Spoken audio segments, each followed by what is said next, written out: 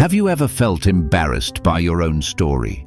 Like if people truly knew how things turned out, they would see you differently.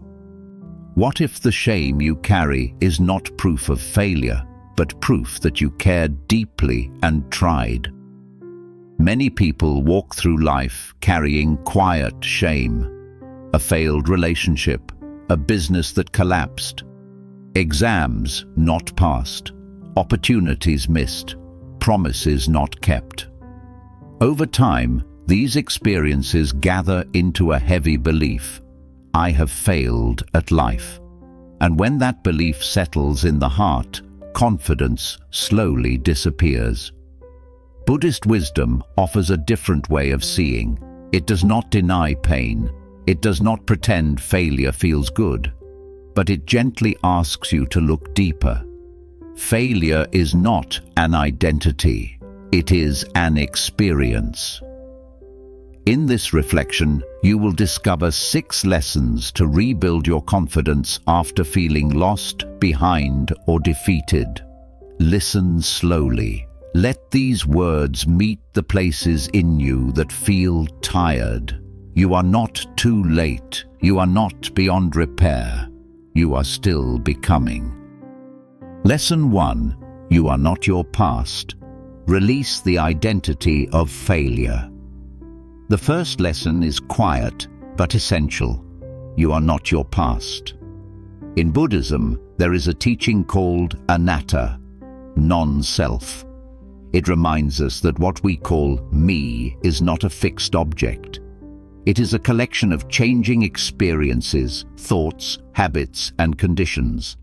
Nothing about you is frozen in time. And yet, when you fail, you often do something very human. You turn an event into an identity. I failed becomes I am a failure. Notice the difference. One describes something that happened. The other defines who you believe you are. This shift may seem small, but it changes everything. When you attach your identity to past mistakes, confidence has no room to grow. You begin filtering every new opportunity through an old conclusion. You hesitate before trying. You doubt before beginning. You expect disappointment before effort. Over time, this expectation becomes self-fulfilling. Buddhist wisdom gently interrupts this pattern. It asks you to look at your life the way you would watch clouds passing through the sky. Each experience appears, changes, and dissolves. None of them stay. None of them are permanent. Your past failures are clouds. They are not the sky. Right now, pause for a moment and reflect. What specific event have you allowed to define you? Was it a career that did not succeed? A relationship that ended painfully? A financial decision that cost you stability? A dream that collapsed? Notice how your body feels when you think about it. Notice the tension. Notice the story. Now ask yourself quietly, is this event happening right now, or is it a memory? Memories are powerful. They carry emotion. They feel real, but they are not happening in this moment. They are echoes. Confidence cannot grow in a mind that constantly replays echoes. To rebuild your confidence, you must gently separate who you are from what happened. Try this practice. When a memory of failure arises, instead of saying, I am a failure, say, that was a difficult experience. Language matters. It shapes identity. Instead of, I always mess things up, say, I made a mistake and I can learn from it. Instead of, nothing works out for me, say, some things have not worked out yet. This is not denial, it is clarity. In Buddhism, suffering increases when we cling, especially when we cling to painful narratives. The more tightly you hold the story of failure, the heavier it becomes. Releasing identity does not mean forgetting the past. It means refusing to let it imprison you. You are not the same person you were 5 years ago, not even the same person you were yesterday. Every moment, your thoughts shift, your body changes, your understanding deepens. Confidence is not something you recover from the past. It is something you grow in the present. Right now, you are breathing. Right now, you are listening. Right now, you are capable of taking a new step. The past cannot stop you from acting today unless you let it. Buddhist practice often returns to one simple truth. In this moment, you are free to choose your next action, not your entire future, not a perfect life, just your next step. And confidence begins there, not with a grand victory, but with the decision to stop defining yourself by what no longer exists. You are not your worst moment. You are the awareness that survived it. Let that be your starting point. Lesson 2. Failure is a teacher. Shift from shame to curiosity. The second lesson may feel uncomfortable, but it is transformative. Failure is not punishment. It is instruction. When something collapses in your life, the first emotion is often shame. Shame says, "You should have known better. Everyone else is ahead of you. You are not enough." Shame closes the heart. It makes you want to hide. But Buddhist wisdom approaches difficulty differently. The Buddha taught that suffering, when observed carefully, becomes a path to insight. Every painful experience contains information, not about your worth, but about cause and effect. This is the law of karma, often misunderstood. Karma is not cosmic revenge. It is simply the understanding that actions lead to results. When something fails, instead of collapsing into shame, you can ask, what conditions led to this? Was I acting from fear? Was I seeking validation? Was I ignoring red flags? Was I attached to an outcome at any cost? Was I avoiding difficult conversations? Curiosity opens space. Shame closes it. Confidence cannot regrow in a mind that punishes itself constantly, but it can regrow in a mind that is willing to learn. Think of a time you failed at something important. Instead of replaying the embarrassment, examine the experience like a compassionate investigator, not to accuse, but to understand. Perhaps you rushed into a business without preparation. Perhaps you stayed too long in a relationship out of loneliness. Perhaps you avoided improving a skill because you feared criticism. Each of these insights, though painful, is wisdom. And wisdom builds real confidence, not fragile ego, but grounded self-trust. There is a difference between confidence built on success and confidence built on understanding. Success-based confidence says, I am confident because things worked. Understanding-based confidence says, I am confident because I learn, adjust, and continue. The second type is far more resilient. In Buddhism, there is an emphasis on mindful reflection. After an action, you reflect gently. Did this lead to harm or peace? If it led to harm, you do not collapse into self-hatred. You simply commit to adjusting your behavior next time. This is how growth becomes natural instead of dramatic. Failure then becomes data, not destiny. You may feel behind in life. You may feel like others are moving forward while you are rebuilding from ruins. But consider this. Someone who has never failed deeply may have confidence, but it is often untested. Someone who has failed, reflected, and risen again carries a quieter, deeper strength. You are learning things that cannot be taught in classrooms: patience, humility, discernment, emotional awareness. These are foundations for a meaningful life. The next time you feel the weight of shame, pause and ask, what is this teaching me? What would a wiser version of me do differently next time? And most importantly, can I forgive myself for not knowing then what I know now?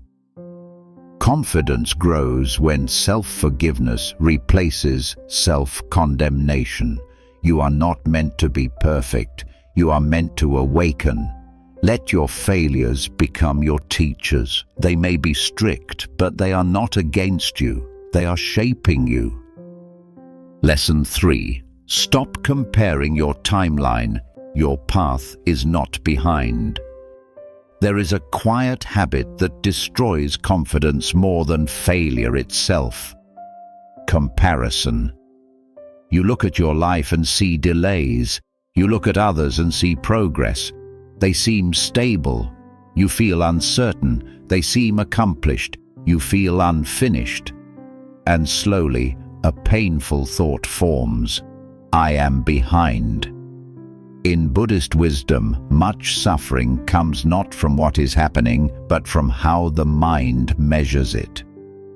The moment you compare your path to someone else's, you step out of your own life and into a story that was never meant for you. Confidence weakens when you believe you are late. But late, according to whom? Society has timelines. By a certain age, you should be established. By a certain stage, you should be married. By a certain year, you should be financially secure. By now, you should have it together. These expectations are rarely spoken gently. They are absorbed silently. And when your life does not match them, you assume something is wrong with you. But Buddhism reminds us that life unfolds through conditions, countless visible and invisible causes that shape each person's journey. No two sets of conditions are identical. No two paths are meant to look the same. Some people succeed early and struggle later. Some struggle early and bloom later. Some change directions entirely. The mind that compares only sees surface outcomes. It does not see the hidden suffering, the unseen doubts, the silent fears of those you envy. When you compare, you distort reality, and distorted thinking erodes confidence. Pause for a moment. Think of someone you feel behind compared to. Notice what your mind says about them. They're ahead. They figured it out. They're more capable. Now ask yourself gently, do I know their inner world? Do I know their fears? Do I know the cost of their path? You likely do not. Comparison is built on incomplete information. In Buddhism, the practice of mindfulness teaches you to return to direct experience, your breath, your body, your present moment. When you are fully here, comparison loses its grip. Right now, in this moment, are you behind, or are you simply breathing, learning, trying? Confidence grows when you measure progress internally instead of externally. Instead of asking, am I ahead of others? Ask, am I more aware than I was last year? Am I kinder to myself than before? Have I learned something from my hardships? These are real indicators of growth. Life is not a race. It is a process of awakening. You are not late. You are unfolding. A lotus does not bloom because another lotus has bloomed. It opens when its own conditions are ready. In the same way, your life will open at the pace that matches your inner development. There is no universal schedule for healing, no deadline for rebuilding, no expiration date on becoming who you are meant to be. When you stop competing with imaginary timelines, something softens inside you. Pressure decreases. You begin making decisions based on alignment instead of urgency, and that alignment builds authentic confidence. Because now, your actions come from self-trust, not comparison. You are not behind. You are on a path that is uniquely yours. Walk it fully. Lesson 4. Rebuild confidence through small, steady action. After failure, many people wait to feel confident before acting again. But confidence does not come first. Action does. This may sound simple, but it is deeply aligned with Buddhist practice. The path is not built through dramatic transformation. It is built through small, consistent steps. When you have failed repeatedly, your mind may whisper, "What's the point? It won't work. I'll just embarrass myself again." These thoughts create paralysis, and paralysis reinforces the belief that you are incapable. To rebuild confidence, you must gently interrupt this cycle, not with grand gestures, but with small, doable actions. In Buddhism, discipline is not harshness, it is devotion to steady effort. The Buddha himself did not awaken overnight. His path was gradual, filled with trial and error. You do not need to fix your entire life this month. You need to take one step today. What is one small action aligned with the person you want to become? If you lost confidence in your career, perhaps it is updating one section of your resume. If you feel physically depleted, perhaps it is a short walk. If you feel socially withdrawn, perhaps it is sending one honest message to someone you trust. Small actions create evidence, and evidence rebuilds belief. The mind that says, "I can't," begins to soften when it sees proof that you can. When you complete a small task, pause and acknowledge it. Not with arrogance, with quiet recognition. "I kept my word to myself." This sentence is powerful. Failure often damages confidence because you feel you cannot rely on yourself anymore. You made plans you did not follow through on. You promised changes that did not stick. Confidence is rebuilt by restoring self-trust, and self-trust grows when your actions match your intentions. Do not overwhelm yourself with dramatic reinvention. When you aim too high too quickly, burnout returns, and another collapse only reinforces discouragement. Instead, think in terms of rhythm, daily rhythm, weekly rhythm, simple commitments you can sustain. Buddhist teachings emphasize the middle way, neither indulgence nor extreme effort. Rebuilding your life after failure requires this balance. Work steadily, rest intentionally, reflect honestly. If you stumble again, do not interpret it as total defeat. See it as feedback. Adjust. Continue. The goal is not perfection. The goal is momentum. Over time, these small steps compound. Skills improve. Stability returns. Opportunities reappear. But more importantly, your inner narrative shifts from "I ruin everything" to "I am someone who keeps going."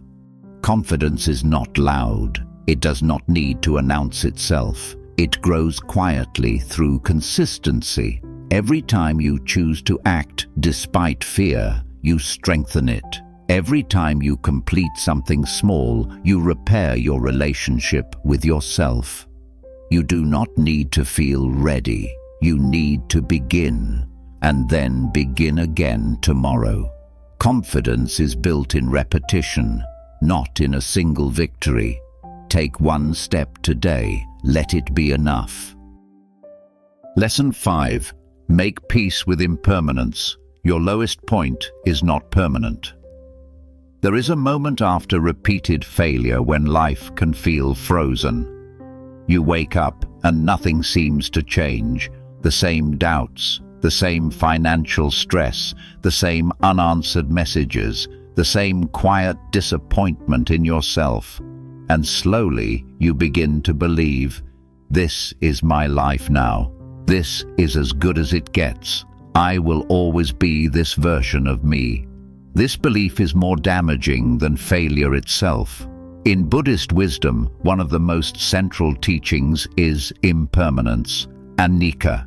Everything changes, everything arises and passes away. Not sometimes, always.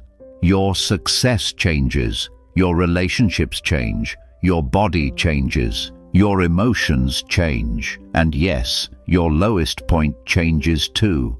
But when you are inside a difficult chapter, impermanence can feel like an abstract idea. The pain feels permanent. The embarrassment feels permanent. The regret feels permanent. Yet, if you look back at your own life, you will see evidence that nothing has ever stayed the same. Think about who you were 10 years ago. Your priorities were different. Your fears were different. Your understanding was different. Even your worst heartbreaks, which once felt unbearable, eventually softened. The intensity shifted. The story changed. Impermanence is not just a philosophical idea. It is observable reality. So why, after failing, do you assume this state will last forever? Because the mind, when hurt, seeks certainty. And sometimes the only certainty it can grasp is pessimism. It will always be this way, feels stable, even if it is painful. But it is not true. When you remember impermanence, something loosens inside you. You stop making permanent conclusions based on temporary conditions. Right now, you may be unemployed. Right now, you may feel lost. Right now, you may lack direction. But right now is not forever. Confidence rebuilds when you stop seeing your current state as your final identity. In Buddhism, there is a reflection practice, observing sensations in the body.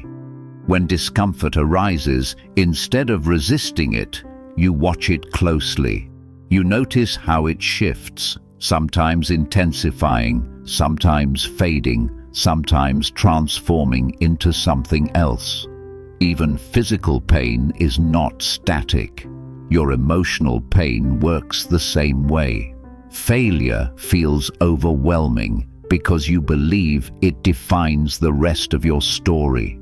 But stories evolve. A seed underground might think it has been buried. It does not realize it is being planted.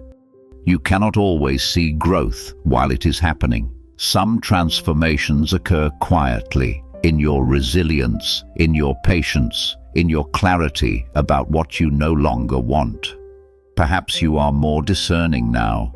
Perhaps you are less naive. Perhaps you recognize your patterns more clearly. These are changes. And change is life moving. Impermanence also reminds you not to cling to self-judgment. The version of you who made past mistakes existed under certain conditions, less experience, less awareness, more fear. That version has already dissolved. You are not the same consciousness that made those choices. So why punish yourself endlessly? Instead, say quietly, this moment is not fixed. This feeling is not permanent. This chapter is not the whole book. When you internalize impermanence, patience grows. You stop demanding immediate redemption. You allow your life to unfold at a human pace.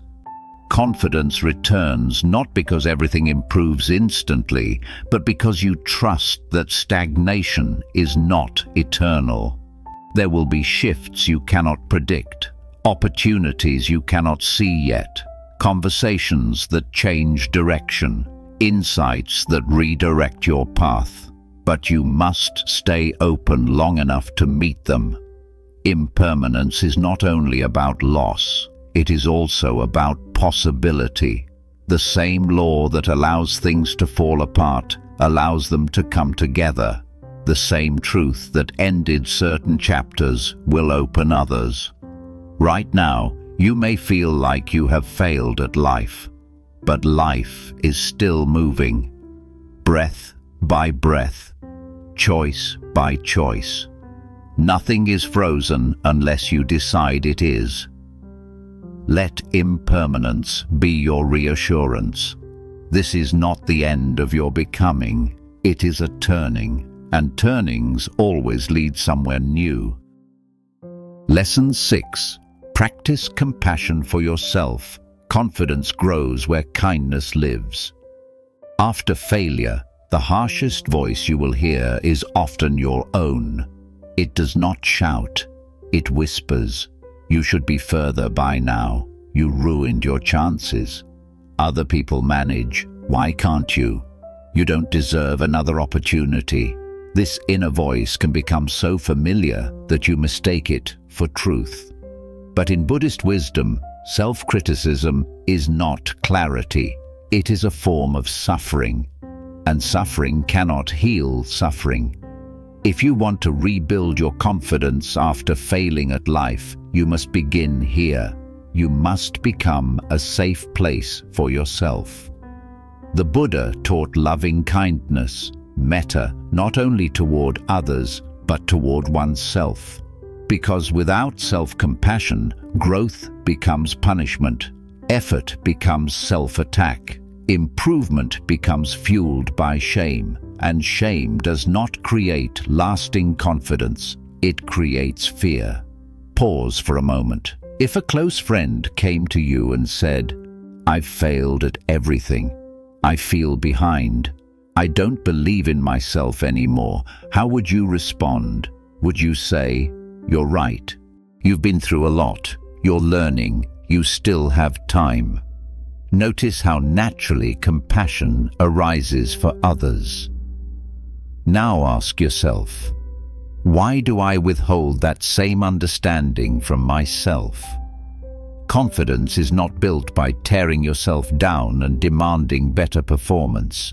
It is built by creating inner stability, a sense that no matter what happens, you will not abandon yourself. This does not mean avoiding responsibility. It means holding yourself accountable without cruelty. When you make a mistake, instead of saying, "I am useless," say, "I am learning." When you feel behind, instead of, "I've wasted my life," say, "I am still becoming." Language shapes the nervous system. Harsh words trigger threat responses. Gentle words restore balance. In meditation practice, loving kindness begins with simple phrases. You might try this quietly, even now. May I be patient with myself. May I learn from my mistakes. May I rebuild with courage. May I forgive what I did not know. At first, this may feel uncomfortable, especially if you are used to motivating yourself through pressure. But pressure eventually collapses. Kindness sustains. Many people believe that if they stop being hard on themselves, they will become lazy. But consider this: has self-criticism truly created lasting success in your life? Or has it created cycles of burnout and avoidance? When you feel safe internally, you take risks more freely. You try again without fearing that failure will destroy your identity. You speak up without fearing self-condemnation. Compassion creates resilience, and resilience creates confidence. There is also humility in self-compassion.